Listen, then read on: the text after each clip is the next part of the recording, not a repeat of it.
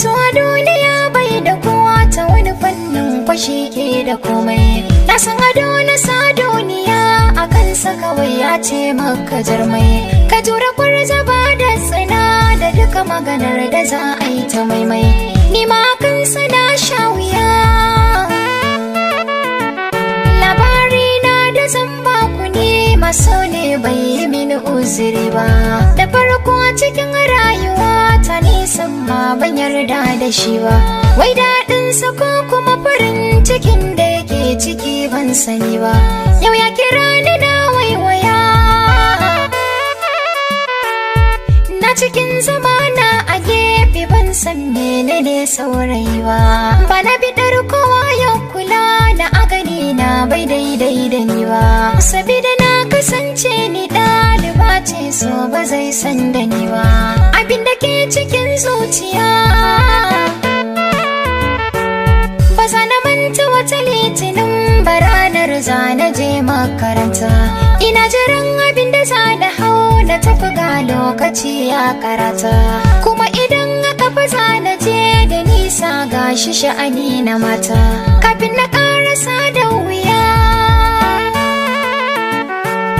ina cikin tunanin hakan na kai gwauro kuma na kai mare. Don kun sani sosai ba ya wuce bako da dangare.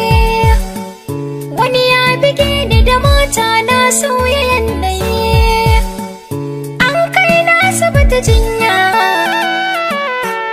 Na samu raunuka 'yan ƙanana dan ciwon ma bai tsawwala ba. Ko da na tashi na yi tambaya shin waye bige ni wai bai tsaya ba. Amma akwai wani mutum guda da ya yi mini kokari bai gaza ba. Yana ina na mai godiya. Sai aka ce da ni baya nan amma ya je gida za ya dawo. Suna cikin gaya mini hakan sai ya shigo har da saraba ya kawo. Ya kalle ni ya yi murmushi ya ce ya jiki na ce babu ciwo. Likita har da min dariya.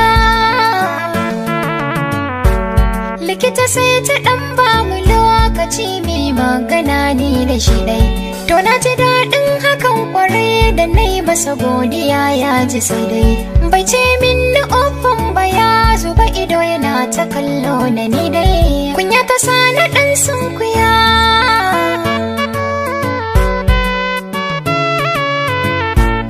To a takaice mai shago na san so ne a sanadin shi.